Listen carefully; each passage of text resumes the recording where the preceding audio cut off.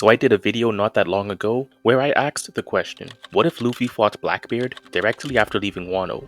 More specifically, what if the Strawhats took the same path as Law and ran into Blackbeard instead of going to Egghead Island? How that fight would look and who would win. I also did another video where I asked the question, what if Kid took the Strawhats path and went to Egghead Island? Or took Law's path and fought Blackbeard? Which leads me to the topic of this video. What if Law took the same path as the Strawhats and went to Egghead Island? Or what if he took the same path as the Kid Pirates and fought Shanks? Could the Heart Pirates succeed where the Kid Pirates failed and defeat Shanks? Or could they conquer the many obstacles on Egghead Island? That is what we are going to find out in this video. Opinions ahead? Let's get started. Since there is a lot going on at Egghead Island, we will come back to it later. Up first, we have the first scenario. What if Law took a Kid's path and fought Shanks? Now a lot of people are under the impression that this fight would not happen, since Law is not an idiot like Kid, and he would not pick a fight with Shanks. Shanks is also a pretty chill guy, so they might not even fight, right? That is fine and dandy if you look at this solely from Law's perspective, but if you look closer at Shanks' actions, it will tell you a different story. Shanks told Rockstar to give Kid a message, to hand over his poneglyph rubbings, or risk his life fighting Shanks. Even before Kid attempted to wipe out Shanks' fleet, Shanks already planned on taking Kid's poneglyph rubbings. People forget that Shanks is after the One Piece now, and he is still a pirate. He will take what he wants or needs. We saw that with the way he got the Nika fruit. He wanted the Nika fruit, so he chose violence to get it. If Law goes to Elbaf, this fight is happening. So how does this fight go down? We saw how easily Shanks defeated Kid, but Law is a more versatile and methodical fighter. But I will tell you right now, none of that matters. Shanks has great speed and ridiculous power behind his attacks. Big Mom and Kaido's haki was too strong for Law to teleport them, and I would argue the same applies to Shanks. Considering we all know how strong his haki is, and the fact that he is of course a hockey man. Law could teleport around the battlefield, but Shanks has shown the highest level of combat-oriented future sight in the series. He would know where Law would teleport before he even gets there. Law has a wide array of attacks, but with Shanks' future sight, Law would not be able to land a single hit. You could argue that Law could just teleport and run away instead, but if Shanks wants to rob Law, he will eventually. Blackbeard was able to target Law's submarine even when it was underwater, so I would argue that Shanks could do the same. Law and Kid each have different strengths and weaknesses, but I do consider Kid to have the overall better durability and endurance stats. Considering Shanks one-tapped Kid, who is more durable and has better endurance than Law, Shanks is going to one-shot Law as well. Law's crewmates would be next to useless against Shanks, and that is assuming they could even withstand Shanks' Conqueror's haki. One divine departure is all Shanks will ever need. Overall, Shanks is taking this fight with no difficulty. Now we get to Egghead Island, and just like the last video, I am not going to cover every single thing that happens on Egghead. Instead, I am going to cover some of the major fights that occurred during the arc. This section has more of a combat focus in mind, but there will be a story focused section later in the video. Also, just like the last video, since I want to talk about each of the potential fights, the Heart Pirates would go into each major fight at 100% health, and of course their opponents would be at 100% health as well. So for example, someone like Lucci who fought Luffy and Zoro would be at 100% health for both of those fights. Whether they win a fight or lose a fight, they go into their next fight at full health. And again, there will be a story implication section near the end of the video where this stipulation would not apply, so we can get a more accurate representation of how far the Heart Pirates would go at Egghead Island, and see the differences the Heart Pirates would face with the characters at Egghead Island. For simplicity, fights that Luffy took part in would be replaced by Law, and the fights that Zoro took part in would be replaced by Law's number 2, Beppo. Now, let's get started. The first real challenge for Law is going to be Rob Lucci. Luffy did make this fight look easy, but he is considerably stronger than Law. It is a bit vague as to what type of haki, or how much haki you need to exude to be immune to Law's teleportation, but we do know that Law was able to teleport Zoro consistently throughout the Wano arc. Lucci's armament haki is comparable to Zoro's, since he could block slashes from Zoro with his foot, and we know just how powerful Enma is as a weapon. All of that is to say that I do believe Law would be able to teleport Lucci throughout the fight. Ordinarily, when Law teleports someone, you can place them into a disadvantageous position. Even when Law teleports Lucci, Lucci would have the air mobility thanks to the moonwalk technique, and incredible speed thanks to the shave technique. Both of those would let Lucci get out of bad positions. Lucci has the iron body technique specifically for defense, and the tempest kick technique specifically to cut objects at range. Even when Law does close the distance, Lucci has the paper art technique that is specifically designed to dodge attacks at point blank range. Lucci also thrives in close quarters combat. He has multiple versions of the finger pistol technique, including the handgun technique that he used on Sentomaru, and his strongest technique, the 6 King gun. That attack also deals internal damage. and of course he has his claws and teeth to use as additional weapons as a leopard Zoan. Now Law does have a lot going for him in this fight. He was able to outmaneuver Big Mom, and even Kaido at times, so he will get his hits in on Rob Lucci. Law also isn't a pushover when it comes to taking damage. He ate multiple armament hockey punches from Big Mom, and that was after he got hit by a Thunder Bagua from Kaido. Even when Rob Lucci does hit Law, he would not be able to one-shot Law. It would be very hard for Law to land his stronger attacks, such as Shock Willy and Puncture Willy, considering Lucci is a much faster and more agile opponent compared to Big Mom and Blackbeard. Despite Lucci's speed advantage, Law would be able to react to him.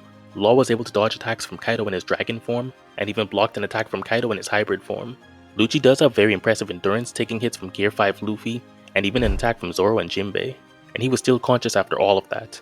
Most of the damage dealt to Lucci was external, but all of Law's best techniques deal internal damage. Because of Lucci's speed and the paper art technique, it would be very hard for Law to land Shock Willy or Puncture Willy on him, but Law's Gamma Knife is much faster and achieves the same effect. Law is a very opportunistic fighter, and it would only be a matter of time before Law hits Lucci with a Gamma Knife. Doflamingo was able to surgically repair his internal organs thanks to the String Fruit, but Lucci doesn't have that luxury. Even with the Zoan Devil Fruit, Lucci would only be able to last so long before Law gets the win. It would be hard, but I do see Law walking away with the win. Then we get to the next fight, Beppo vs Kaku. I'm not going to spend too much time on this fight. We all know that Beppo is easily top 1 in the verse, and would slam Kaku with no difficulty. Considering Beppo's feats against Kaido on the rooftop, and his mastery of Future Sight and Advanced Conqueror's Haki, Beppo would easily stomp Kaku. Okay, I'm kidding, that was a joke. Calm down. All jokes aside, even with his Sulong form, Beppo wasn't touching Kaku. I don't know how much Beppo paid Chopper for those pills, but Chopper definitely finessed him. Kaku outperforms Beppo in every area. Even if we added the other hard pirates beside Law to this fight, Kaku would still stomp with no difficulty. Zoro vs Kaku was ended by Stussy during the Egghead arc, and the same would happen here. As Kaku was stomping Beppo into oblivion, Stussy would knock out Kaku and Lucci, just like during the Egghead arc. Next is the combination of Law and Beppo vs S-Hawk and S-Bear. When Luffy and Zoro fought the Seraphim, they freed Lucci and Kaku from their handcuffs to help fight with the Seraphim. Law is a very logical person, and even though it would be a big risk, I could see him freeing Lucci and Kaku to fight against the Seraphim. Law could also take Lucci and Kaku's hearts, and force them to fight alongside him. This would not be the first time Law has teamed up with his enemies. Just look at Smoker and Kid as examples. This would not be the first time Law took someone's heart, and made them work for him.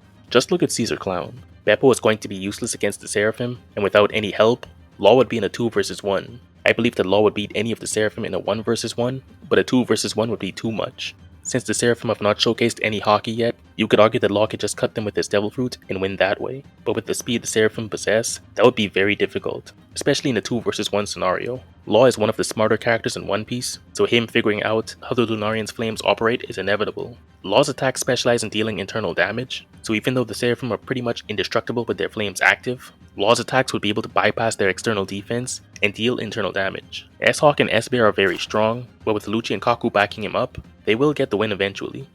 Next, since Zoro fought Lucci, that would mean...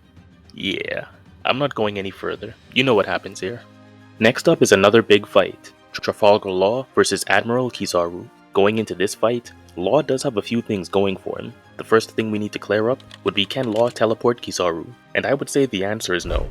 We know that the original 3 admirals all have advanced armament Haki, and you could make the argument for possibly having Future Sight. So they do have impressive Haki in general. Even when Law could teleport Doflamingo throughout the Dressrosa arc, he still lost to Doflamingo. So even if you're in the camp of people who believe that Law could teleport Kizaru, it would not change the results. Even with Kizaru's massive speed advantage, we have seen quite a few characters clashing with him throughout the series, from Rayleigh at Sabaody, Marco at Marineford, and of course Luffy at Egghead. We have even seen weaker characters such as Sentomaru reacting to Kizaru's speed, and we have even seen Sanji reacting to Kizaru's attacks. Luffy, without the use of any gears, was able to move fast enough to force Kizaru to block his attack, so I would argue that Law's literal teleportation would be very similar. Law also has some experience facing incredibly fast opponents, by reacting to Kaido in his hybrid form. Law even caught Kaido off guard during the rooftop fight on several occasions, but I would argue that Kizaru is even faster than hybrid Kaido, especially moving at his higher levels of speed. When Luffy was fighting Kizaru, there were times where Luffy had no idea where Kizaru even went, and Luffy was fully focused on fighting Kizaru, while Kizaru was focused on taking out Dr. Vegapunk. Luffy's observation Haki is objectively better than Law's, and if Luffy had trouble with Kizaru's higher levels of speed, I would argue that Law would have an even harder time in the same situation. Luffy was blitzed by Kizaru when he was using Gear 4 Snake Man. and Luffy was fully focused on Kizaru at the time, and he still could not react to Kizaru's attack. Just like with Rob Lucci, Luffy made this fight look easy, but Gear 5 Luffy and Law are two very different caliber of fighters. Kizaru's fruit would also play a key role in helping him dodge Law's attacks. I already went over Kizaru's speed at length, but he is still a Logia fruit user. He would be able to reshape his body to dodge oncoming attacks, even at point blank range, making some of Law's best techniques even harder to land. Even if by some miracle Law was able to land a Shock Willy on Kizaru, this attack has not put down any of Law's previous opponents. Puncture Willy is much more debatable, but it is also much slower than Shock Willy, so he is never landing that on Kizaru. Law's only win condition for this fight would be his Gamma Knife. This move is much faster than Puncture Willy and Shock Willy, so it would be much easier to land, and it also targets internal organs. Doflamingo was able to surgically repair his organs with a string fruit, but it is very unlikely that Kizaru could do something similar. You could argue that if Kizaru is not paying attention, and Law lands a lucky Gamma Knife on Kizaru, then maybe he could sneak a win, but you could also argue that Kizaru would dodge his attack because of his speed. Kizaru's speed also amplifies his attacks. He sends Luffy flying with enough force to destroy a giant robot on impact. Law's durability and endurance are not on the same level as Luffy's, so he is not taking many of those hits. Now there are two perspectives I am looking at this fight from. Kizaru is clearly conflicted about eliminating his friends Dr. Vegapunk, Bonnie, and Kuma, so this would give Law some opportunities to land some attacks on Kizaru, attacks he otherwise would not be able to land. This could make the fight closer than it should be, but if Kizaru is fully focused on defeating Law, there is not much Law could do. Kizaru would be able to overwhelm Law with his speed for a relatively easy win. Then we get to the final fight, Law vs Saturn. Now Luffy did have to fight Saturn and Kizaru in a 2 vs 1, but obviously Law would lose in a 2 vs 1. For the sake of keeping things interesting, I am going to keep this fight as a 1 vs 1. The Elders in general have shown pretty strong hockey, so I don't see Law being able to teleport Saturn. Now most of Law's best attacks are not going to do much against Saturn. Even when Law is able to deal internal damage to Saturn, it doesn't matter. Saturn will simply regenerate from all of the damage. We saw Saturn get hit by a radical beam from Frankie, and he was fine shortly after. Shock Willy, Puncture Willy, Gamma Knife, none of those attacks matter in this matchup. Besides his healing factor, Saturn also has sharp spikes at the end of his feet, and he can also apply venom to them. He also has his weird eye attacks, and he can also spit exploding venom. Now both fighters have solid counters to each other. Saturn is not going to be permanently damaged by any of Law's attacks, but on the other hand, it is going to be hard for Saturn to hit Law. As I stated earlier, Law was able to react to Hybrid Kaido, and even block an attack from him. Law could also teleport whenever Saturn is about to hit him. Saturn's spitting venom attack would never be useful in this matchup either. We have already seen that Law can swap projectiles coming towards him and redirect them. Now when it comes to Saturn's eye attack, I do need to make a correction from the last video. I mentioned that Saturn was able to damage Sanji despite his exoskeleton, but this is not the case. When Sanji was awakening his Germa abilities, his eyebrows were facing one direction, but as the fight with Queen progressed, his eyebrows were in a different direction, showing that his Germa abilities are now active. This stays consistent throughout the Sanji and Queen fight. When we get to Egghead, Sanji has his exoskeleton active when he tanked a punch from S-Shark, but not when he gets hit by Saturn's eye attack. So Sanji's exoskeleton was not active when Saturn hit him with his eye attack. Also, before Sanji was hit by this attack, Bonnie was also hit by this attack, and she was fine for the rest of the arc. Unless someone wants to argue that Saturn's eye attack is stronger than Big Mom's punches and Kaido's Thunder Bagua combined, under no circumstance is Law getting one-shotted by this attack. Now we all know that Saturn is immortal, or was immortal, but like I mentioned in my last video, he does take damage and he can be sent flying. He cannot ignore attacks like Marco. Luffy figured out that the 5 Rellas are immortal, so naturally Law would figure this out as well. Law cannot defeat Saturn through conventional means, so the only option for a possible victory would be a ring-out victory, with Law pushing Saturn into the ocean. Law was able to send Big Mom off the rooftop with a boulder with the assistance of Kid, and we have already seen that strong enough attacks can send Saturn flying. Law would have multiple buildings and entire sections of the laboratory to throw at Saturn. Saturn stated that if he did not want to get hit by Bonnie's attack, that he would have simply dodged the attack. But I would honestly challenge anyone still watching the video to find a single panel of Saturn dodging any attack. If you are in the camp of people who believe that Saturn would be too strong for Law to push in the ocean, then obviously Saturn would win once Law's stamina runs out and he can't use his ability anymore. But if you ask me, there is enough evidence to suggest that Law would be able to eventually push Saturn into the ocean for a ring-out victory. Now I'm gonna say this again for my listening impaired friends. The only possible way that Law could win is to push Saturn into the ocean. That is it. That is the only way. Somehow people missed that in the last video. And after Saturn, the other Elders appear, and I really don't need to explain why the Hard Pirates are not defeating the 5 Elders. Now I want to quickly cover some flack I got in the last video concerning Saturn. If people want to spread the good news of Venus Nosturo, Topman Warkery, or Marcus Mars, I am all here for it, but Jupiter and Saturn are not those guys. The Egghead arc became a montage of Saturn getting bodied, so I can't in good conscience put him over Kizaru. The other elders are pretty impressive, but Saturn and Jupiter, not so much. Just my opinion. Now we get to the story implication section of the video that I mentioned earlier, and in this section, Law and his crew would not always be at 100% health. You could honestly argue that Law would never enter Egghead Island, knowing that it is a government island, but for the sake of discussion, let's have him go there anyway. Vegapunk wanted to meet Luffy, so the Strawhats had a relatively easy time landing on Egghead Island. Vegapunk has no reason to trust Law, but Law's reputation is not as bad as someone like Kid's. Law was also a public ally of Luffy and the Strawhats, and helped to overthrow Doflamingo and free Dressrosa, so that could help in Vegapunk's decision.